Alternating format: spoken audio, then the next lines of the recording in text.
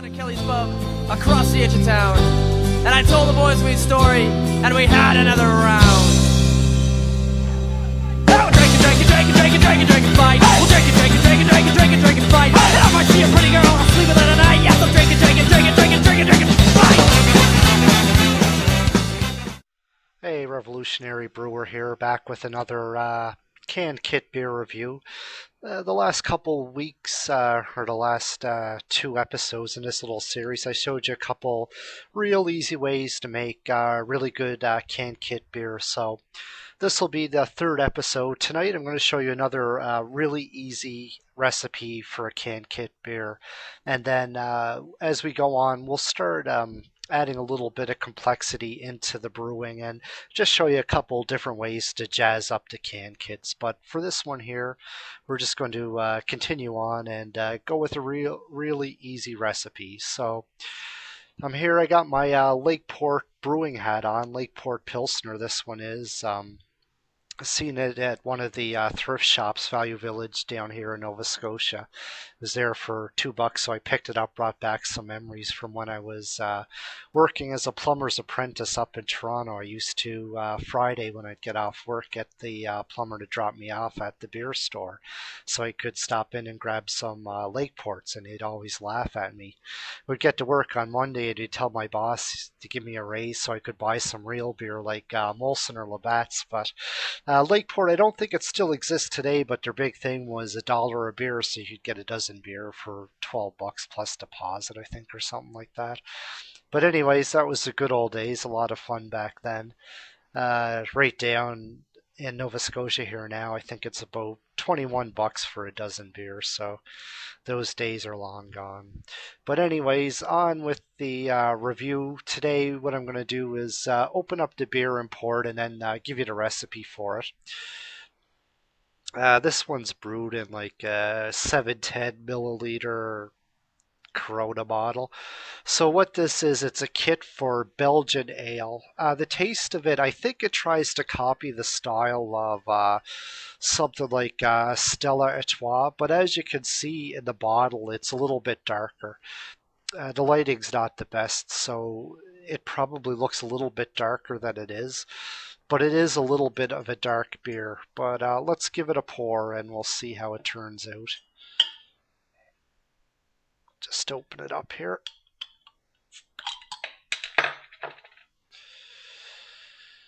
So a good fizz. We'll give it a pour. This one here, it's got a pretty good carbonation to it, so we'll see how it goes. Try to pour it slow so it doesn't. That's not working, so it doesn't foam up too much. But give it a nice slow pour. This particular style, I don't know what it is. It's not that it's even overly carbonated, it's just the head. It's always gives a really big creamy head. So here we go. So there's what we got. We'll let that die down a bit. I don't know what it is about this style. None of the other kits that I brew really give a big head bite like that, but as you can see, I poured it slow and it even still came up with the big head.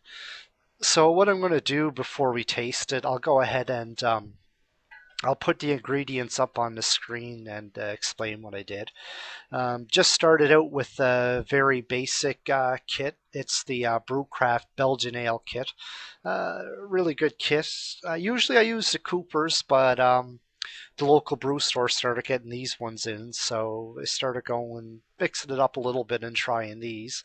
So I used the canned kit, and I simply just added 1.5 pounds of liquid malt extract and then 1.5 pounds of high malt glucose, which is actually, it's just like liquid sugar basically. It's just really fermentable and adds a little bit of body to your beer. So I mean, it's as simple as that. So let's get back and have a look at this thing. As you can see, the head's still huge on it. I don't know what it is with this beer. Like, the head just kind of sticks around on it. Doesn't really like to leave.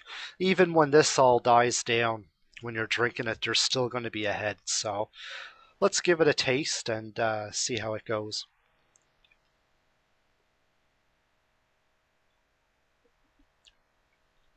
So it's a really light beer. It reminds me not really of even a Stella Artois, but in Canada for you Canadians out there, if you ever had like a Sleeman's Cream Ale, really it's got a really creamy taste to it, and it's just really smooth. It's not very bitter at all. It's a smooth beer. It's a beer you could probably drink a whole bunch of them. Also, just wanted to. I know there's a couple people out there in YouTube land saying that you can't get head and lacing from a canned kit. That I like. I think that what's his take some advice or something. He gave this mathematical formula why it's not possible.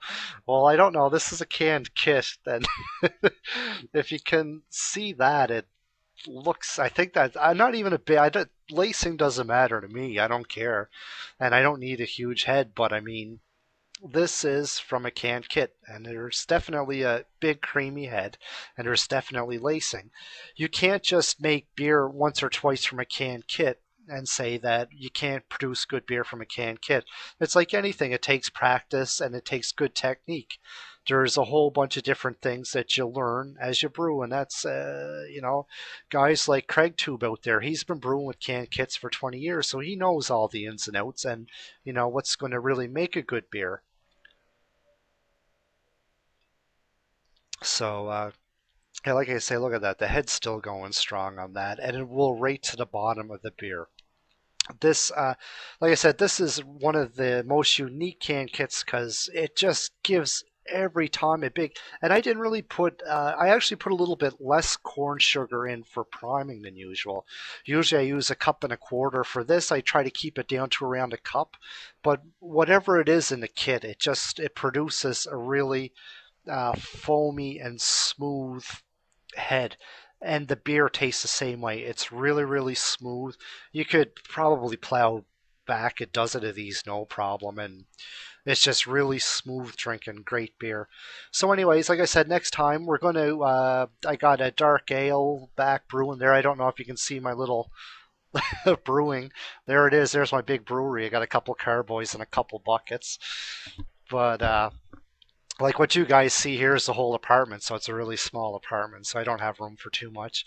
But anyways, we're going to come back next time with a dark ale, and there's going to be a couple little additions to this one, added a couple little tweaks to it, and we'll see how it turns out. So anyways, keep home brewing really good stuff. And like I said, you can make great beer from the canned kits.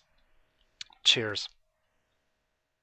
Down at Kelly's Pub, across the edge of town, and I told the boys my story, and we had another round.